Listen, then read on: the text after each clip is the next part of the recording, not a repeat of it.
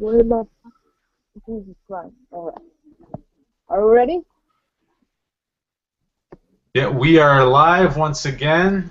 For this week, we're going to be talking about episode 9, Death Doesn't Let You Say Goodbye. And once again, I'm joined by my magnificent panel of some regulars and a new member with us today from Costa Rica. Why don't you go ahead and introduce yourselves for our viewers?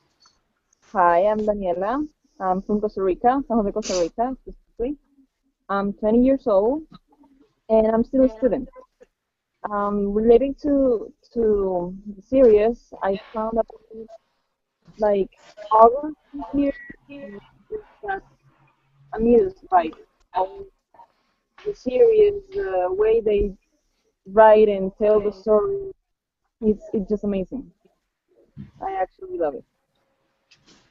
All right, all right. And actually, if we get right into it, the opening sequence is with Riley going on the beach with the black sand and all that kind of thing, and it's actually the first time we see Yrsa. So I want to get your guys' thoughts on like what did you guys think about that whole sequence, the opening sequence? Well, I Uh, would start by saying that her explanation of why she told Riley she was cursed was that she wanted her to believe her. So that doesn't sort of make sense to me. That already started me on the path to not believing that Irsa is a good character in this story, because there are a lot of ways to make a child believe you, because basically children will believe anything. So Yeah. you If they don't have need to candy tell in their them that they're house. cursed. And yeah, that wasn't exactly a great beginning for her, I think. No, definitely on like a skeptical note from the get go on that one. yeah, I think that when they told us that part of Riley's life, maybe we could understand the way she is a little bit more. Like getting to know her, why she's like that, why she's so I don't know how to say it.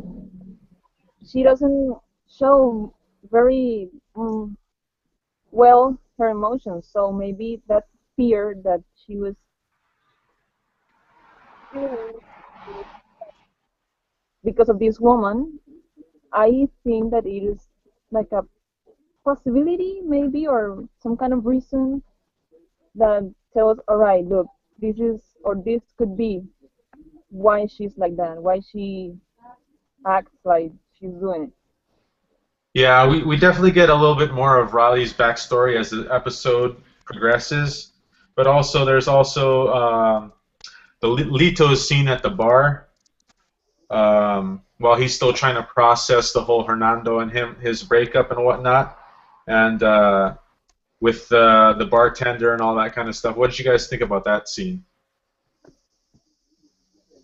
It shows it shows him as a human, you know, that part that we maybe sometimes forgot the actors and actors have, that they are human, that they have feelings and situations to go through, and we have all been in that position. So we could relate it. Personally, I could relate it more to Lito in that scene, and I was like, yeah, I feel you. I mean, I know how it is. So I see what he was going through. Uh-huh.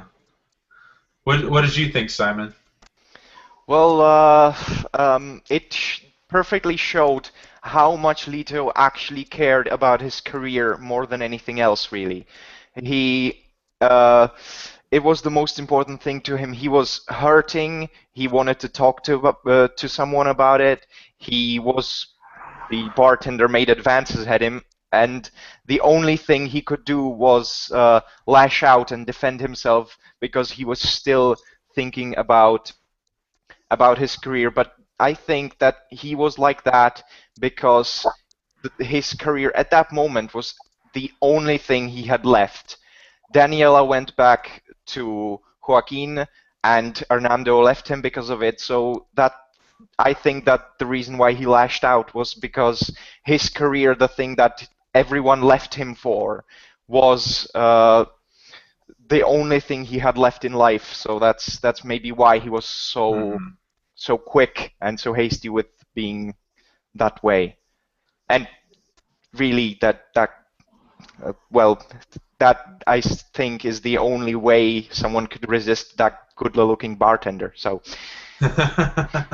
And speaking of that, even the bartender himself, when they're talking about lines from Lito's movies and stuff, there was that whole bit about that other nature and the secret self and the wanting to do beautiful and terrible things. And I think that just definitely spoke to the duality of Lito's life that he's trying to lead with his sexuality still not hadn't come out yet and all that kind of things. And he's trying to do all the stuff he wants while keeping that, in the shadows, I guess, still. exactly. Yeah. That's why I related more to him, because when you are in that position when you cannot be yourself for protecting something else really important for you, you you just surrender to all these feelings and emotions, and you can do anything else than let it all be, because you can go to left or to right. And that shows how human is he and how afraid was of losing his career, and or losing Hernando. So everything was going on in that point, and I really understand it, because especially I've been through being in this duality within my community, within my life, because I am gay as Lito is, so I understand him perfectly there at that moment. Oh, well said, well said. Mm. What about you, Martin? You want to add anything? I felt the same. Uh, it's like my life shown there, and the all my fears I have to be like uh, have to not block and continue. Well, I think it gives us to all strength. I think a lot of strength. Hmm. All right. And then we also get to see a little bit more about Sarah Petrel, that whole sequence with Whispers and Will's kind of like hiding in the shadows, watching that going on. And the one thing that I wondered is, do you think Sarah Petrel got lobotomized like officially? And if so, how was she still able to communicate with Will as that was going on? That was one of the questions that I've always had with this. Yeah. Yeah. Oh God, I don't remember that scene. Because I mean, we see it in the same way that technically Angelica shot herself, and yet she's still able to communicate with the senses in the cluster that she's created, even after that fact. So it got me thinking if maybe Sarah Petrel was killed, but she was still able to communicate. If Angel is doing the same kind of thing now with our cluster.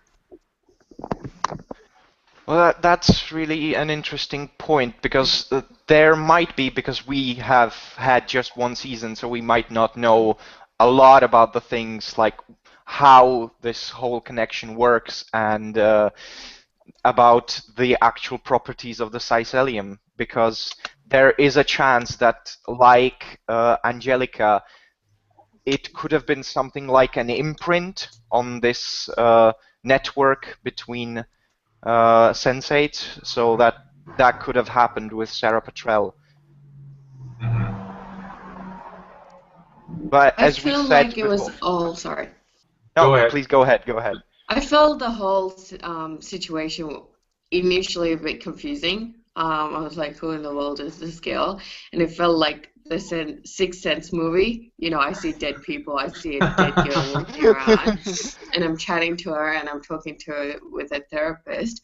But it kind of I agree with Evan. I was feeling the same thing as well, going, is this another Sense8 characteristics or trait that um, it's getting revealed here. Like someone can die, but they can still communicate with another sensate, you know. So for all we might know, is Yese could be dead, but she can still communicate and, you know, take on that form where people think she's still alive. So It is a little bit confusing, but analyzing in a way that it is kind of a network, so everything that happens in this network is going to have a, like, oh Jesus, get out.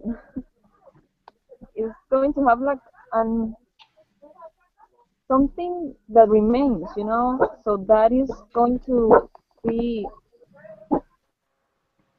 like forever, you know. The person could be dead, but it's going to have some kind of connection and a way to communicate with the others are alive. The other parts of the network are alive. Maybe it's some kind of the residuals of this person that are able to communicate even if the person is dead. Yeah, maybe. And then also, to kind of go into the next thing, we have that whole sequence with Will waking up in his apartment, and then he has Jonas there, and on top of that, while those two are visiting or communicating, Riley is still communicating with Ursa, and then there's that kind of bridge sequence that goes on. I thought that was really well shot and well done as far as that scene goes. What did you guys think? oh, most definitely well shot. And it also sort of joins both two different clusters together. Yeah. Because this is where we sort of learned that Jonas, Yosei, they know each other, and obviously Riley and Will, they're part of one cluster. So it's like two different clusters interacting together, and you get a bit of the history because Yosei questions goes, Jonas with you. So, you know, I think she doesn't trust, obviously, Jonas, and Jonas doesn't trust. Does Jonas actually? This is what I wanted to raise. Did Jonas actually know that Yose was with Riley? I don't think so. From No, what right? watching it back, I think it only went the one way where Ursa was Yeah. aware of Jonas. Yeah. So that kind of didn't assist in Jonas giving his perspective on Yese, whether she's good or bad. We only have sort of one side, and we have to come up with our own theories about whether she's good or bad. But the impression, like Simon initially said, the impression we're getting from her is that she's bad. Yeah. Yeah. In my case, yes. It created me a lot of confusion. Who is the bad guy? Yeah. Yeah, It's like, most That's definitely. Right. I'm That's true. not understanding the situation. They're Yeah. confusing.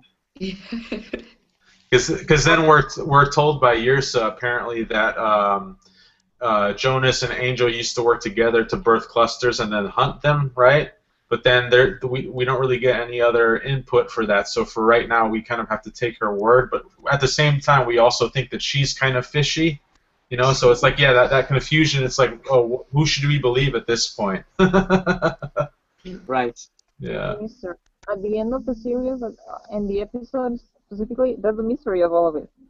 Who's the good guy? Who's the bad guy? Right. Yeah. And this is also where we learn that all the clusters are born on the same day as well. So that was an interesting little tidbit of information going through this thing. And like the destiny, no? They mentioned Yeah. Yeah. But it's funny how just two of them have a special connection, like Will and Riley. Uh-huh. They don't have anything with the others, even though they were born the same day.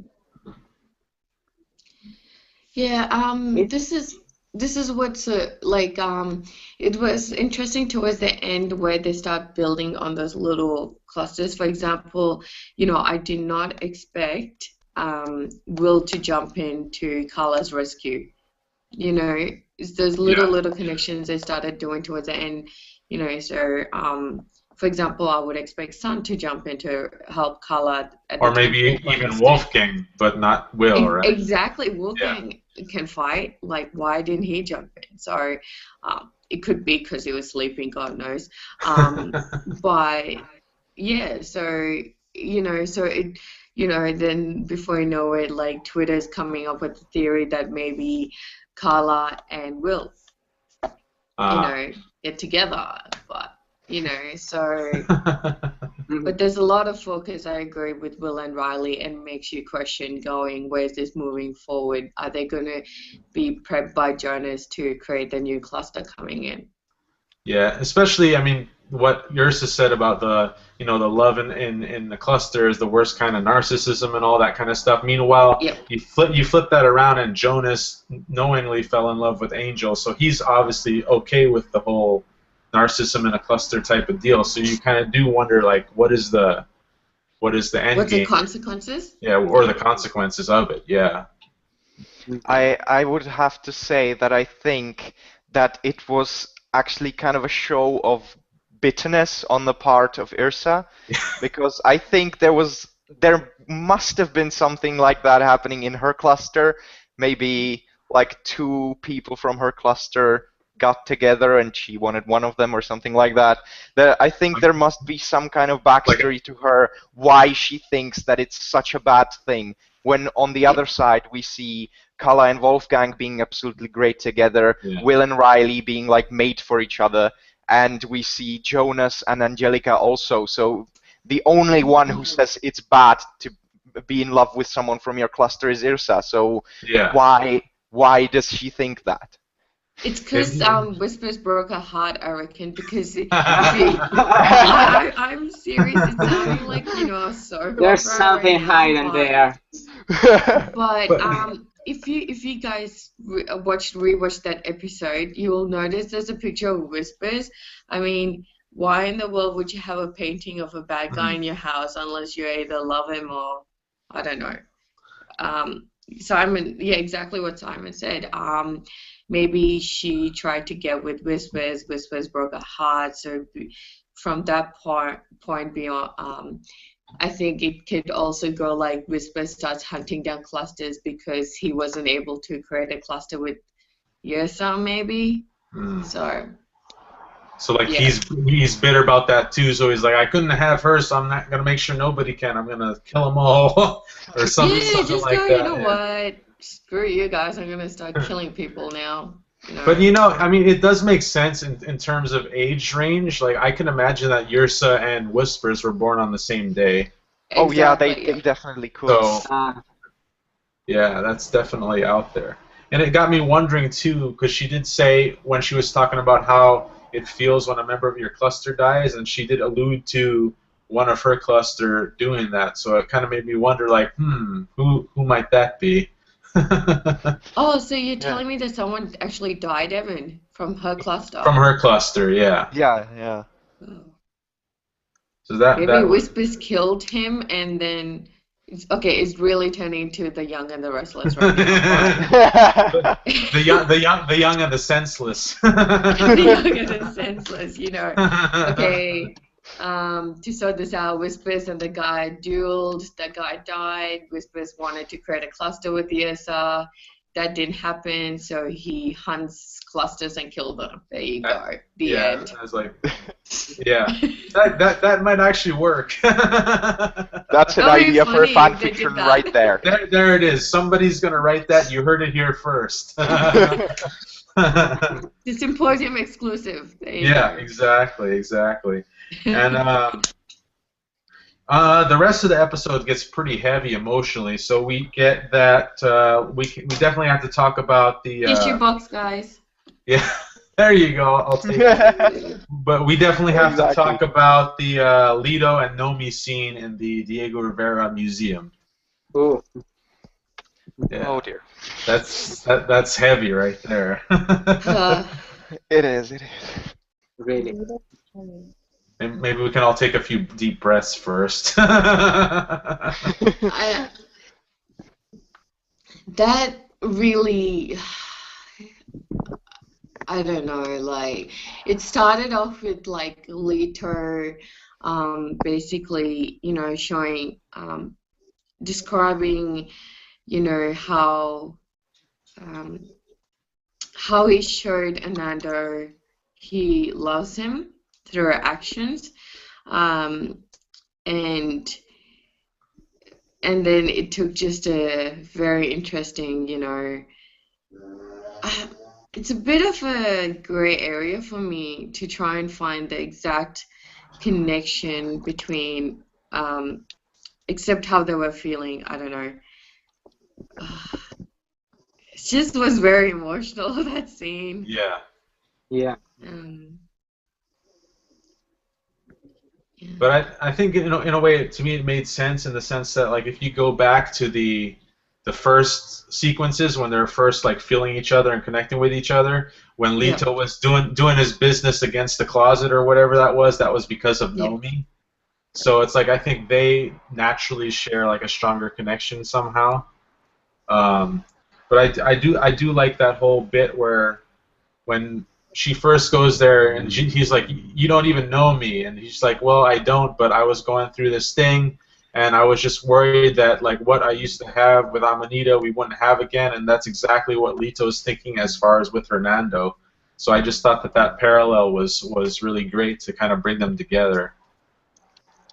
I think, oh, actually, you know what? There is a bit of connection because Leto was sort of like in the closet during this period, and so was Normie. Like she knew who she was, but she couldn't reveal who she Mm. was, and that took on a physical sort of abuse for her. Like for example, the whole shower scene Yeah. she mentioned. So she was like sort of, she couldn't reveal her true identity with and she copped abuse for it. And so was, Leto. He couldn't really, publicly kiss Fernando, and he had to do it behind a cubicle. So there's a sort of connection going Mhm. what sort of toll it took on their lives, and how that two moments changed their life forever,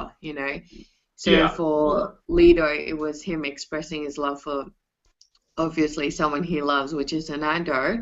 And for Nomi, that was like reveal, sort of accepting who she is from that point onwards. Like Yeah. that point changed her life, and she's like, you know what, this is who I am. Yeah. And then the great line from that is I learned that there's a big difference between what we work for and what we live for. That was like another right to the feels, you know. Yeah.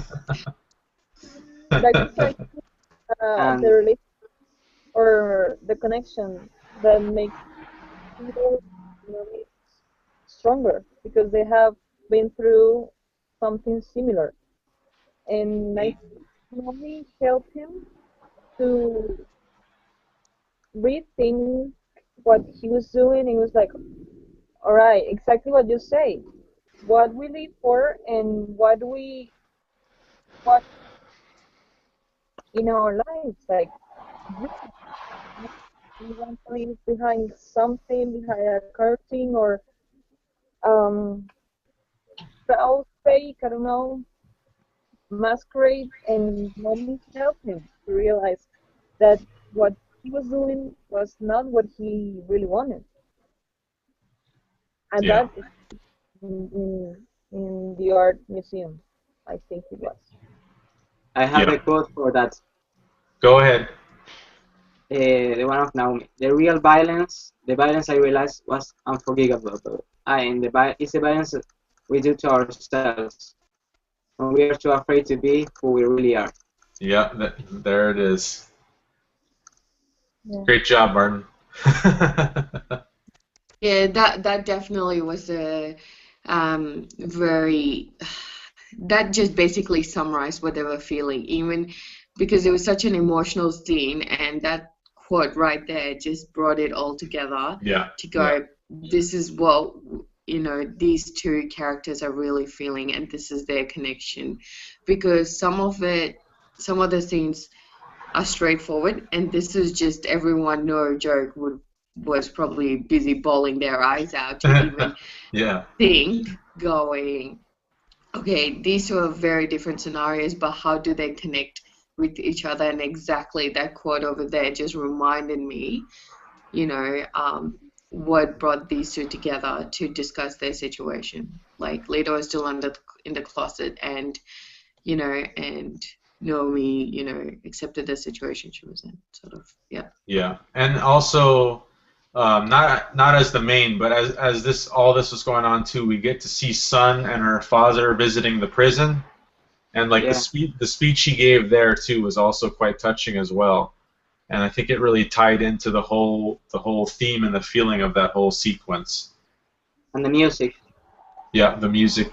mad work. Yep, exactly. And I then go ahead.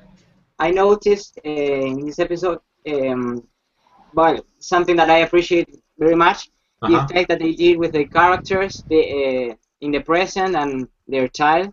The the same with Naomi with the in the bathroom, and then Riley before in the cave. Yep. That's right, though. This is one of the first times that we see these characters with a little bit of their backstories, right? Because I mean, Yeah, we because we had, we had already seen Wolfgang and Felix and whatnot, but then we actually got to see Nomi, all that kind of stuff, and so that really kind of pulled it together.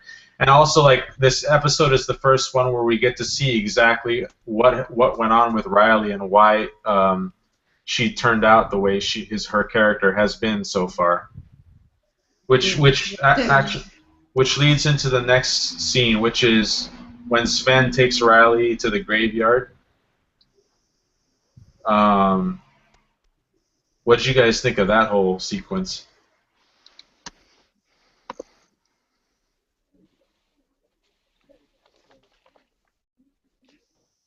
Anyone? Well, Anyone? to be honest, I don't actually remember. As I said, I didn't have the time to watch the episode again, Yeah. so I don't remember that scene. Oh. So Uh, is this the scene we see that another name as well? And then th- we question going, hold on a second, who's that other name? And then we get a bit of context later on. yeah. Yeah. That's when she's on at the grave, and then she makes that speech, or one of the things she says is like that me that loved you and wanted to have a big family with you, that me is not this me. Which kind of explained as to why she wanted to change her appearance, why she wanted to leave and kind of go as far away from that as she had been. So in a way, it kind of definitely gave some insight into her motivations and how we see her from in the season up until this point as well.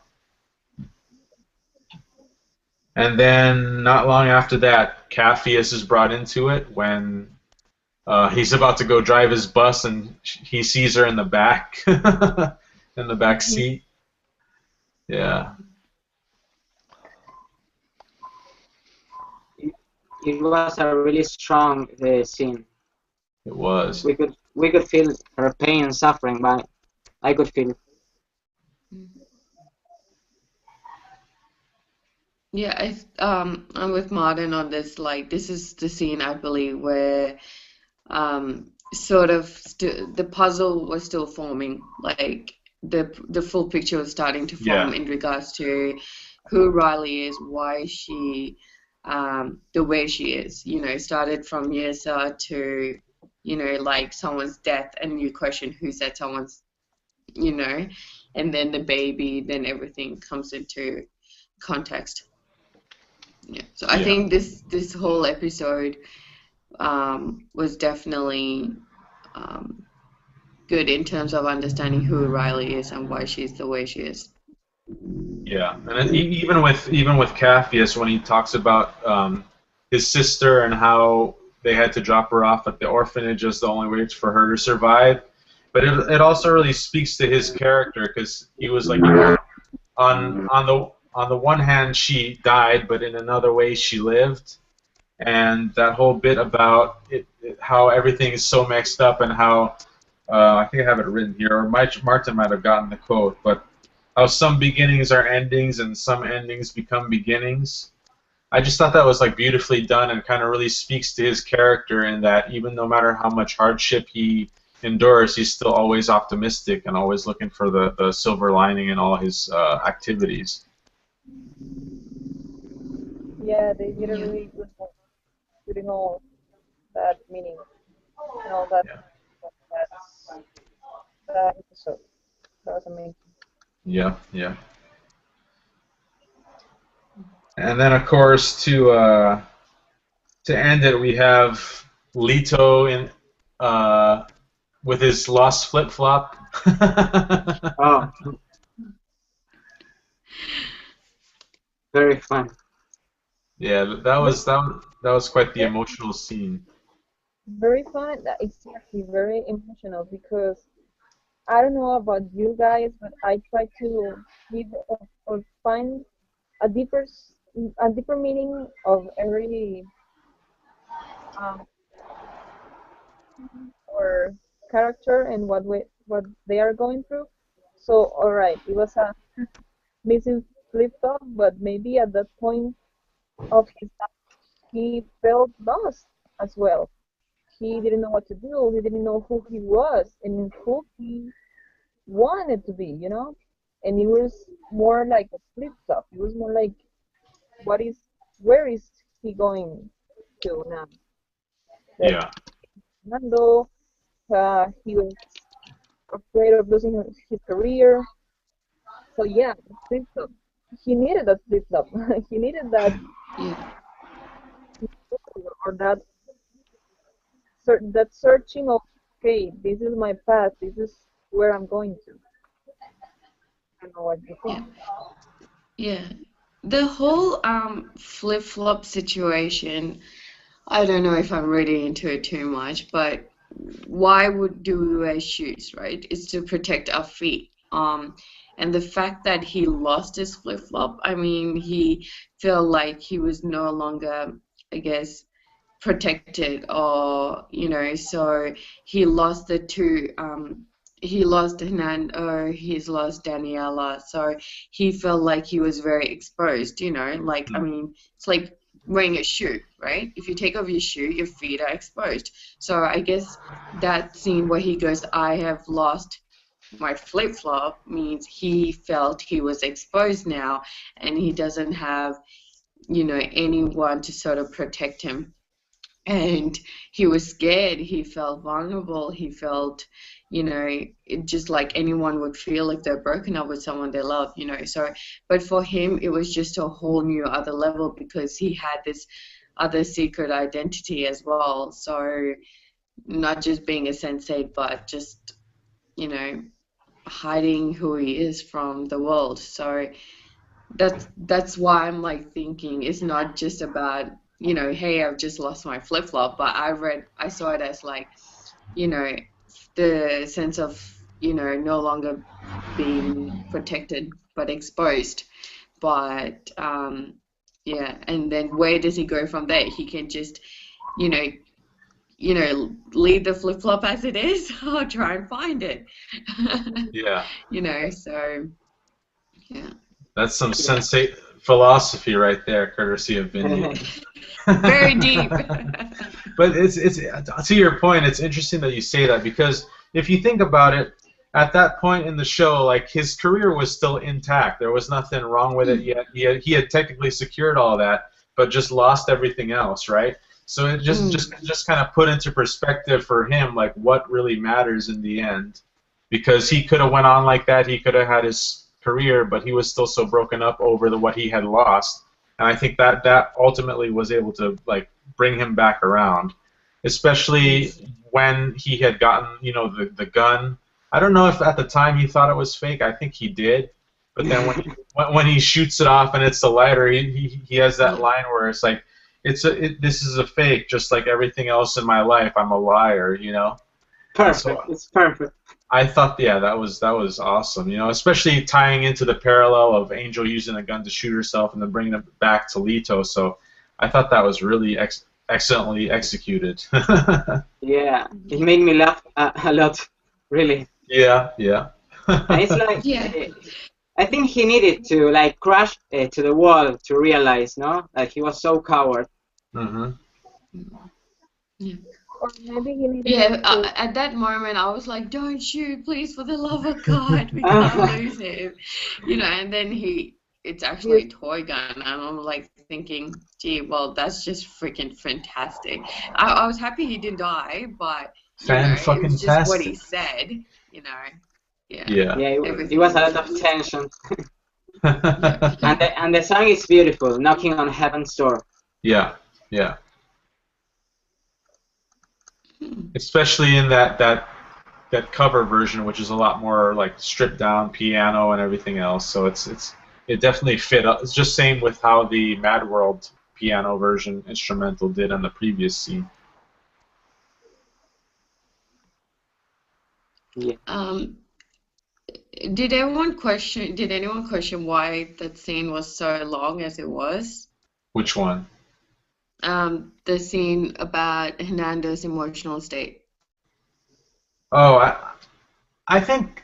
Well, my thought was they actually a lot of the scenes were long. Like the Diego Rivera Museum, I think it was like over 10 minutes, and then Yeah. this one was. So I think that it was probably intentional for them to, I don't know, maybe they're to convey a lot of those the backstories and a lot of the Yeah. maybe they felt like they needed the time to really get to the heart of all the stuff that they were trying to get to, Yeah. which is definitely different because technically in this episode there's not a whole lot of like action sequences or anything like that that you could point to, but it's definitely like emotionally heavy for sure. Yeah. Yeah, but I think that this episode was really about the depth of the characters and Hmm. about their feelings and emotions, and that I think wouldn't have worked as well if it was like mixed in with action sequences. Hmm. So I think that's why you had to have these long scenes because they are really emotional. And if you make, let's say, the Leto and Nomi scene in the museum shorter, I think that packing all that happened between them, though it wouldn't have had the same atmosphere if it was shorter. It would have come off quite differently, I think. Yeah. Yeah. Because when I was watching that episode, and then I couldn't help but notice how long it went for. It for me, I just felt like, you know what? It's meant to be this way. Like, because sometimes like, you will watch a movie or you watch a show and you go, that goes on for way too long than it should be. But I didn't feel this way I didn't for either. these Yeah. scenes. Yeah. That's why I was like, did anyone question how long it went for? Because it was long. Yeah. It's But I think. amazing. Oh, Maybe go it was ahead. because you know uh, what was going on and what they wanted to express about leaders and all the situation that was going on. Maybe that's why in my case I didn't feel it was way too long. I mean, it was like make a movie about it and I'm fine with it. Were you Comfortable gonna with say that. something else, Martin? Yeah, it's amazing how they pass through the different emotional states, no? From being very sad to laugh, for example, in the museum, Uh in huh. the part when they go to the bathroom with Yeah. Hernando in the past. Yeah. It's like There's a lot we of were emotions. crying and Yeah. then we are laughing. It's like our bipolarity, no?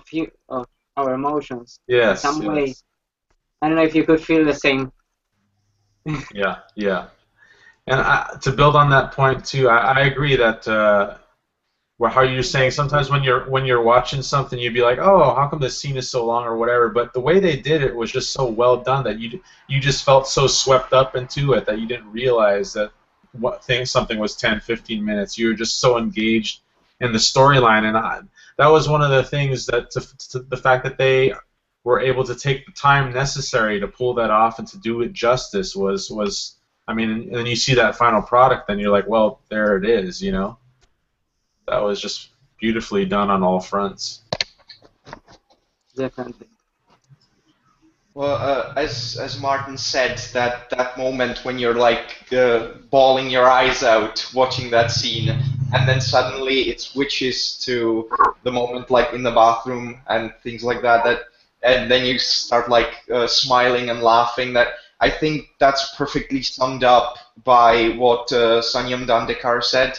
I think maybe in the first episode actually that tears can be both happy and Happy and sad. sad. So Mm.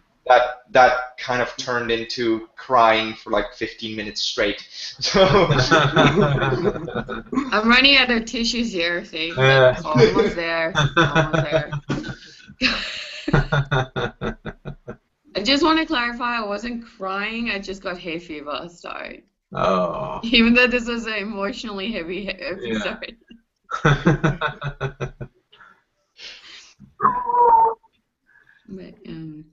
But yeah, I think that about covers it. Unless you guys have any other final thoughts. I have a quote. Wait, one more time. I have a quote if you want. Oh yes, of course, of course. One of Fernando in the museum. Look, love is not something we wind up, something we set or control. Love is just like art, a force that comes into our lives with any rules, expectations, or limitations. Love, like art, must always be free. Yeah. Oh. That's beautiful. Oh, very heavy. Yeah, yeah, exactly. exactly. Oh, before we end the symposium, we probably should give a shout out to Will or Brian Jacob Smith. I think it's his birthday on Monday, if I'm not mistaken. Oh, well, happy birthday, Brian. Happy birthday to Brian. Happy birthday, Brian. That's right. I hope to God I'm right. And while we're at it, again, another big thanks to Maximilian last week for joining us. So that was awesome. Just I saw the video and I was like, God damn it, why I wasn't there. well, hopefully we'll get some more in the next coming weeks. So that's at least the goal. Please, would love to be part of it, please. Yeah. But yeah, I guess that's a wrap for us. Tune in next week. We're going to be covering episode 10, and if you missed any of this, you can watch it on the YouTube channel shortly. And remember, you are no longer just you. All right. Bye, guys. Bye, everybody. Bye, everyone. See you next week.